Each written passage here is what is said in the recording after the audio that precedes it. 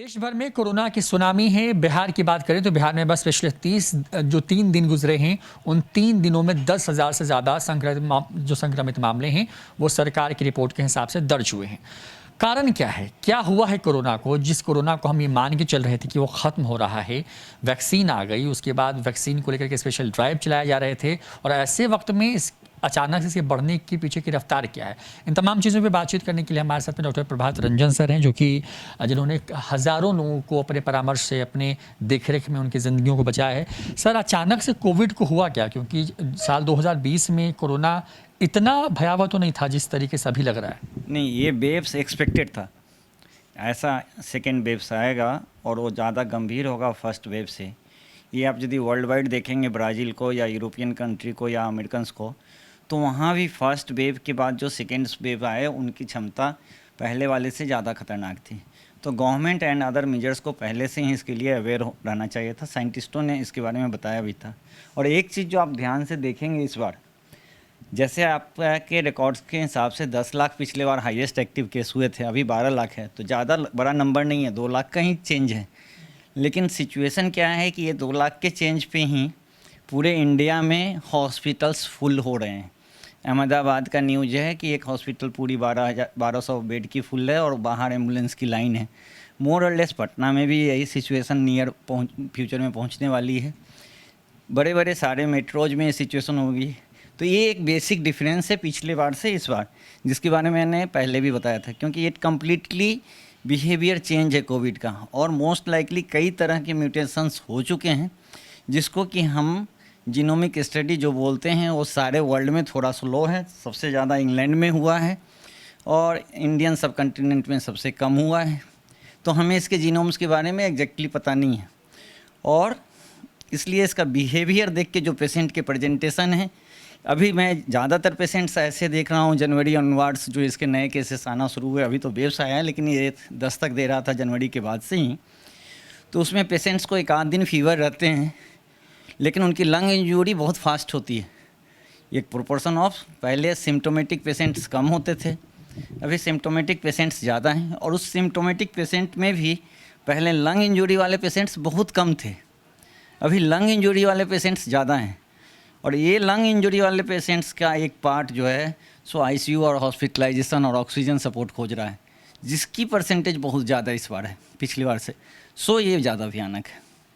बचें कैसे इससे? क्योंकि बचने के लिए आपके कम्युनिटी में अभी ये जिस लेवल पे स्प्रेड किया हुआ है बहुत मुश्किल है। मास्क के अलावा आपके पास कोई संसाधन नहीं है।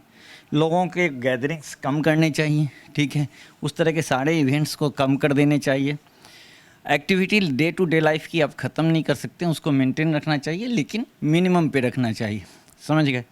सो अभी आप इसका लॉकडाउन भी यदि करते हैं तब पर भी इसकी वेव्स को कोई ज़्यादा फ़र्क नहीं पड़ेगा जो सिचुएशन अभी है, क्योंकि ये ऑलरेडी पूरे सोसाइटी में हर लेवल पे लो सोशियो इकोनॉमिक से लेकर हाई सोशियो स्टाटा तक कंप्लीट स्प्रेड हो चुका है।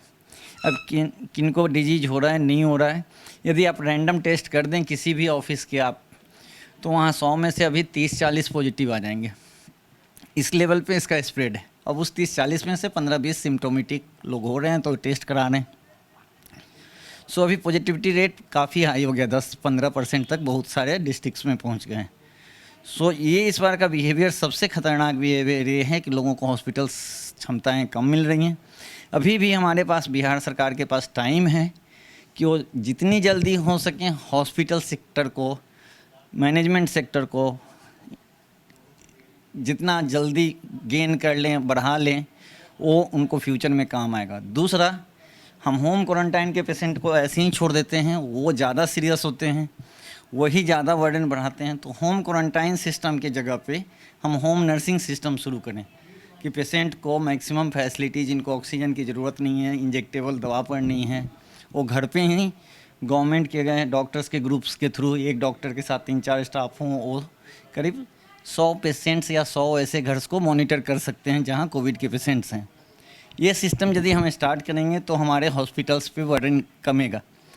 तीसरी सबसे बड़ी समस्या होनी है कि ये एक आध हफ्ते की समस्या नहीं है कि 10 दिन 15 दिन में आपके डाउन हो जाएंगी इसकी स्पीड, या 5 दिन में 7 दिन में कम हो जाएगा। एक अमूमन नेक्स्ट 1.5 मंथ ये इम्पैक्ट इसी स्पीड से आता रहेगा। तो आपके डॉक्टर्स की टीम, मेडिकल सिस्टम जो है वो भी एक लेवल पे जाके फैटिग होती है, तो वो और समस्या गंभीर बीमारी की, डॉक्टर्स भी बीमार हो रहे हैं, तो ये आपकी समस्या को और डीप करेगी। सर मेरा एक सवाल ये है कि जिस तरीके से आप जिस वेव को देख रहे हैं फिलहाल, इस वेव को शांत होने में कितना वक्त लगेगा? क्योंकि पिछली बार तो लॉकडाउन और बाकी तरह की जो चीज़ें हुई और जिस तरीके से अब कई राज्य सरकारों ने अपनी सख्तियाँ बढ़ाई हैं, बिहार में भी बहुत सारी चीज़ों को बंद किया गया है। ये वेव क्या इन चीज़ों के बंद होने से रुकेगा? अभी इसके वेव्स को ऊपर जाने में, अभी ये ऊपर चढ़ रहा है, ये ऊपर जाने में इसको लगभग 1 से 1.5 महीने ये अपने लगेगा इसको पीक पे पहुंचने में, और फिर उसके बाद 1.5 से 2 महीना ये इसको टैपर होने में लगेगा। तो आप मान के चल सकते हैं कि हम लोग 90 डेज के टनल में, ब्लाइंड टनल में घुस चुके हैं, समझ गए, उसके बाद ही कुछ इसके बारे में सोच सकते हैं। कोरोना वैक्सीन को लेकर के भी लगातार जो है खबरें आ रही हैं कि उसको लेने के बाद भी दिल्ली के बड़े अस्पताल में बहुत वैक्सीन के बारे में हमने पहले भी अगस्त में भी इंटरव्यू दिए हैं आपको और डिफरेंट चैनल्स को। वैक्सीन एक ही काम कर रहा है, जितनी वर्ल्ड की वैक्सीन्स हैं वो सारा कोविड आईजीजी बना रहा है बॉडी में, समझ गए।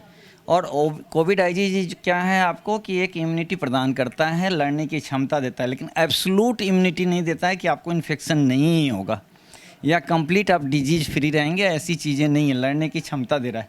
तो ये पार्शियल बचाव है, ये इंपॉर्टेंट है वैक्सीन हमारे लिए, सबको लगवाना चाहिए। लेकिन लोगों को ये समझना चाहिए कि वैक्सीन लग गया तो हम कोविड से फ्री हो गए या हमको नहीं होगा, ऐसा नहीं समझना चाहिए। सो कोविड बिहेवियर हमें नहीं चेंज करना होगा, हमें वैक्सीन के साथ आपको ये भी लगा के चलना होगा। तो ऐसे तो होगा तो सर मतलब कि जिसकी इस वेव के बाद फिर कोई दूसरी वेव आ सकती है? ये अभी आएगी, अगले 3-4 सालों तक आपको इस तरह के वेव्स को झेलने हैं।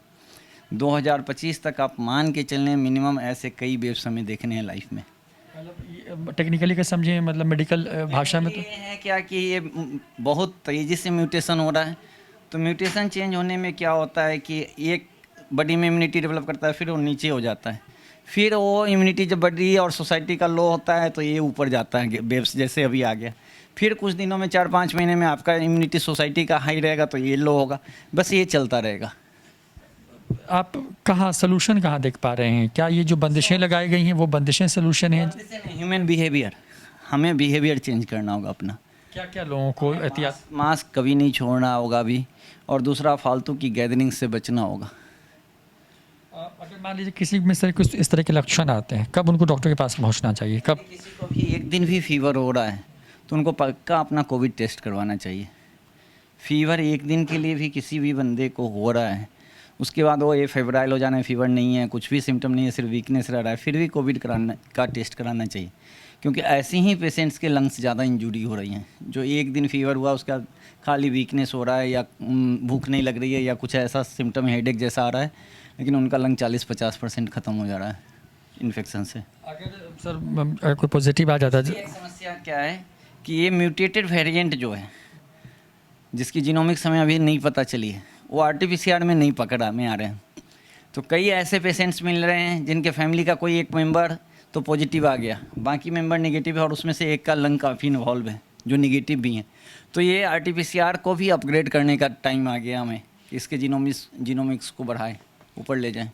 सर एक आखिरी सवाल की क्योंकि बिहार की बात करें तो बिहार में स्थिति लगातार भयावह हो रही है। 10,000 से ज़्यादा मामले सिर्फ 3 दिनों में रिपोर्ट हुए हैं सरकारी आंकड़ों में, गैर सरकारी आंकड़े से ज़्यादा भी हो सकते हैं। क्योंकि आप कह रहे हैं कि सर मास्क ही एक सलूशन है फ़िलहाल, और लोगों को सामाजिक दूरी बना के ही रखना पड़ेगा, तभी हम तोड़ पाएंगे। क्योंकि अस्पतालों में जिस तरीके का इंफ्रा है और जो चीज़ें हैं, जिस तरह खबरें आ रही हैं कि लोगों को तो एडमिट तक नहीं किया जा रहा है, कई राज्य ऐसे हैं जहाँ पर जैसा कि आप भी कह रहे थे कि जगह नहीं है। तो क्योंकि समस्या तो बहुत बड़ी होने वाली है फिर देश के अंदर में, क्योंकि आबादी जिस देश में इतनी, ये हमें अब कोविड बिहेवियर चेंज करने के अलावे हमें इंफ्रास्ट्रक्चर में ऐड ऑन करना होगा कि हम आईसीयू सिस्टम, वेंट वाले सिस्टम और स्पेशली ऑक्सीजन वाले सिस्टम, ठीक है, जिन पे ऑक्सीजन हमारे पेशेंट्स को चाहिए, सबको वेंट नहीं चाहिए, सबको आईसीयू नहीं चाहिए, लेकिन हाई ऑक्सीजन फ्लो बहुत पेशेंट्स को चाहिए। सो ऐसे सिस्टम्स हमें बढ़ाना होगा। आप देख रहे होइएगा कि डिफरेंट पार्ट से देश के ऐसे फ़ोटो आने लगे कि लोग ऑटो में बैठ के किसी हॉस्पिटल के बाहर ऑक्सीजन ले रहे हैं, या इस तरह के जो सीन जो बाहर से ब्राज़ील के फ़ोटो जा रहे थे, हमारे पास वीडियो जा रहे थे, वो आपको अभी इंडिया के आने शुरू हो गए। और ब्राज़ील में पिछले 2-2.5 महीने से चल रहा है। तो हमें नेक्स्ट 2 और 3 मंथ ऐसा ही मान के चलना चाहिए कि इंडिया में भी हमारे पास ऐसी सिचुएशन रहेगी। हमारी आबादी बहुत ज़्यादा है और उस रेस्पेक्ट्स में बहुत ही ज़्यादा हमारा इंफ्रास्ट्रक्चर अनइवनली डिस्ट्रीब्यूटेड है। अनइवनली मतलब आप बोल सकते हैं कि किसी पार्ट में बहुत एडवांस है और बहुत सारे पार्ट में बिहार में ही लें तो पटना में बेटर है। यदि आप पूर्णिया चले जाएं या आप किशनगंज चले जाएं या आरा चले जाएं तो मेडिकल इंफ्रास्ट्रक्चर हमारा बहुत कम है, समझ गए। तो ये डिस्प्रोपोर्शनेट जो है क्या होगा कि आरा और इस पेरीफेरी से सारे लोड्स आपके पटना पे आएंगे, तो यहाँ की भी व्यवस्था चरमरा जाएगी। सर आपने 2020 का लॉकडाउन देखा, उसमें भी कई पेशेंट्स को असिस्ट किया, कई को अस्वस्थ हुए वो लोग। 2021 को आप देख रहे हैं, क्या आप ये मान के चल रहे हैं कि जो स्थितियां बन रही हैं देश के अंदर वो फिर से एक लॉकडाउन की तरफ हम जा रहे हैं? लॉकडाउन एक गवर्नमेंट डिसीजन होगा, लेकिन जो हमने डिफरेंट 15 महीने के स्टडी को देखेंगे कोविड के, तो ये बहुत ही फ्रूटफुल मतलब विपन नहीं है कोविड के अगेंस्ट कि आप कंप्लीट लॉकडाउन कर देंगे तो ये गायब हो जाएगा। इसका इम्पैक्ट होता है, नहीं होता है ऐसा भी नहीं है कंप्लीट, लेकिन 15 से 20% ही इम्पैक्ट है कोविड पे। वो आपके पीक्स को थोड़ा स्लो करेगा, कर्व को थोड़ा वाइड करेगा, लेकिन गायब नहीं करेगा उसके इम्पैक्ट को। एक आखिरी सवाल सर, क्योंकि पहले या 104 पे हम लोग डायल करते हैं तो वहाँ पे जो बेसिक कोविड बिहेवियर बताया जाता है जब आप संक्रमित हो जाते हैं या जब आपको ऐसा लगता है कि आप संक्रमित हो चुके हैं। पटना में वैसे भी अगर जांच के लिए जाएं तो आपको घंटों लाइन में लगना पड़ रहा है, ये स्थिति हो गई है। तो क्योंकि घर पे लोग हैं तो पैरासीटामोल और इस तरह की चीज़ें और बहुत तरह की विटामिन सी और जिंक जैसे टैबलेट्स ले रहे हैं, तो क्या ऐसे सिम्टम्स आने के बाद अगर लोगों को जगह नहीं मिल पा रही है तो तत्काल क्या उन चीज़ों को शुरू करना बेहतर है? नहीं, सेल्फ मेडिकेशन नहीं करना चाहिए, क्योंकि सिम्टम्स आ रहे हैं कि कोई ज़रूरी नहीं है कि ज़्यादा चांस है कि कोविड होगा, लेकिन कोई ज़रूरी नहीं है कि कोविड ही हो। दूसरी बात कि ये विटामिन जिंक्स या ये चीज़ें लेने से इस डिजीज़ को कोई फ़र्क नहीं पड़ना है, क्योंकि वो उसका ट्रीटमेंट नहीं है, ना ही वो उसको आपके इन्फेक्शन से बचाने की इम्यूनिटी देने जा रहा है। तो अननेसेसरी की ड्रग्स लेने से आपको कोई फ़ायदा नहीं होना है, रेदर आपके पैसे वेस्ट होने हैं और उसके कोई एडवांटेज नहीं आने। सो आप मेडिकल फैसिलिटी को टच करें टेलीफोनिकली, व्हाट्सएप के थ्रू, जो भी गवर्नमेंट के सेक्टर से प्राइवेट के सेक्टर हैं उसको बहुत सारे वॉलंटियर्स भी हमारी तरह काम कर रहे हैं इस फील्ड में, जो कि व्हाट्सएप के थ्रू और पर्सनली भी पेशेंट्स को बहुत असिस्ट कर रहे हैं ऐसे पेशेंट्स को। सो उनसे एटलीस्ट कॉन्टेक्ट करें। बहुत बहुत शुक्रिया sir. Doctor Prabhat Ranjan sir ने करीब 2000 से ज़्यादा जो बहुत सीरियस पेशेंट्स थे उनकी मदद की है कोरोना काल में। 2020 को देखा, 2021 को देख रहे हैं। साफ तौर पे कहते नज़र आ रहे हैं कि अगले जो 3 महीने हैं वो भारत के लिए बेहद भारी हैं। ये जो दूसरी वेव है वो अब पिक पर जाएगी अगले जो है 1.5 महीने के आसपास के वक्त में, और उसके बाद वो नीचे नीचे धीरे धीरे करके नीचे आएगी। तो इस वक्त जो सबसे महत्वपूर्ण, जैसा कि बता रहे हैं सर, कि वो उसमें यही है कि आप सामाजिक दूरी का पालन करें, मास्क लगाएं और अपना जो बिहेवियर है यानी कि जो अपना आचरण है कोरोना के प्रति, उस आचरण में अगर बदलाव नहीं लाते हैं तो मुसीबत में आप पड़ सकते हैं। कोरोना को लेकर के न्यूज़ फोर नेशन भी आपसे अपील करेगा कि आप भी इन बातों का ख्याल रखें और सबसे महत्वपूर्ण है कि आप किसी दूसरे को संक्रमित करने का जरिया न बने। सहयोगी आकाश के साथ Rohit Kumar, news for nation, Patna.